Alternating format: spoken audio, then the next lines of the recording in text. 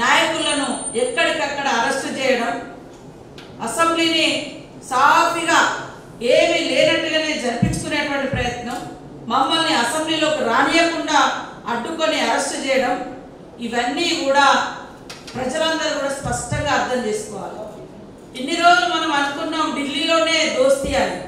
కాదు కాదు, గల్లీలో కూడా ఎంత ఐక్యత ఉందో ఇవాళ అందరూ అర్థం చేసుకోవాలి. కేంద్ర ప్రభుత్వానికి వ్యతిరేకంగా భారత్ బంద్ జరుగుతుంటే మరి ముఖ్యమంత్రి గారు మేమేదో ఉద్ధరిస్తామని చెప్పి గత సంవత్సరం డిసెంబర్ 8వ తారీఖు నాడు రాష్ట్రంలో ఉన్నటువంటి మంత్రులు, ఎమ్మెల్యేలు, ఎంపీలందరూ వచ్చి రోడ్ల మీద బైఠాయించి మళ్ళీ ఏ మంతనాలు చేసుకొని ఒకటైనా బయటకు చెప్పాలి. అప్పుడు ఎందుకు ఈ నల్ల చట్టాలను వ్యతిరేకించి మరి యాక్షన్ చేసారు, మేము వ్యతిరేకిస్తున్నామని. ఇప్పటి వరకు కూడా కనీసం ఆ నల్ల చట్టాలకు వ్యతిరేకంగా, వ్యవసాయ ఏదైతే రైతు వ్యతిరేక చట్టాలకు వ్యతిరేకంగా కనీసం అసెంబ్లీలో ఈ రోజు వరకు ఎందుకు తీర్మానం చేయలేకపోయారో చెప్పాలి. ఇవాళ పెట్రోల్ డీజిల్ ధరలు పెరిగినాయి అంటే మాకు సంబంధం లేదని వీళ్ళు అంటారు, మాకు సంబంధం లేదని కేంద్రం అంటారు.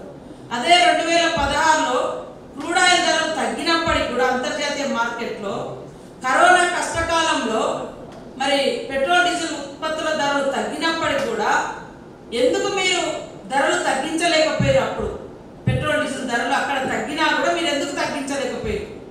కరోనాతో కష్టపడ్డది సామాన్యులు, పేదలు, ప్రజలు. మరి కరోనా వచ్చినప్పుడు మీరు క్రూడ్ ఆయిల్ ధర, పెట్రోల్ డీజిల్ ధరలు తగ్గించలేదు, అంతర్జాతీయ మార్కెట్లో తగ్గినా కూడా మీరు తగ్గించలేదు. పైగా కేంద్రం రాష్ట్రం ఇద్దరు కలిసి దాదాపుగా 70 రూపాయలు, 80 రూపాయలు ప్రజల మీద పన్నులేసి పెట్రోల్ డీజిల్ ఉత్పత్తుల వాటి మీద మరి కరోనా కష్టంలో తిండికి లేక కష్టపడుతున్నటువంటి ప్రజల మీద కూడా పన్నుల భారం మోపి పీడించుకొని తింటున్నటువంటి వ్యవస్థ ఈరోజు ఈ రాష్ట్రంలో, కేంద్రంలో ఉంది.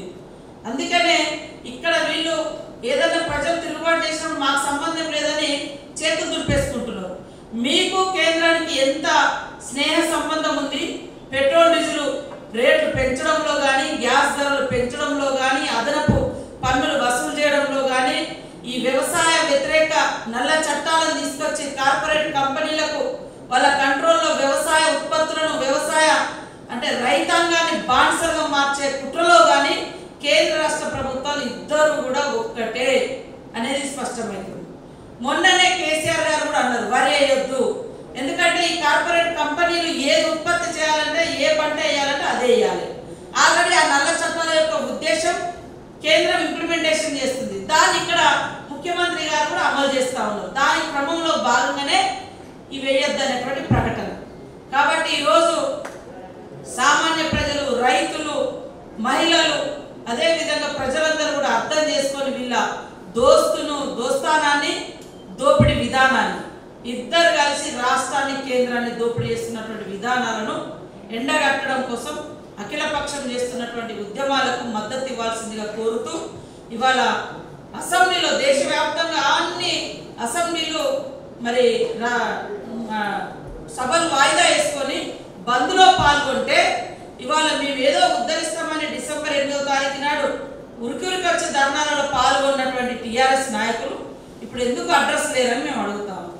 ఇప్పుడు ఎందుకు మీరు మోడీ గారితో మరి బంధాన్ని పెట్టుకొని కేంద్ర దేశంలో, రాష్ట్రంలో ఉన్నటువంటి ప్రజలపైన ఈ భారాన్ని మోపుతున్నారని మేము అడుగుతాము. మమ్మల్ని అక్రమంగా అరెస్ట్ చేసి మరి ఇబ్బంది పెట్టడాన్ని అందరూ కూడా ఖండించాలని, ప్రజా గొంతుగా లేకుండా ఇవాళ అసెంబ్లీలో తానా అంటే తందాన భజన చేయడానికి నడుస్తున్నది.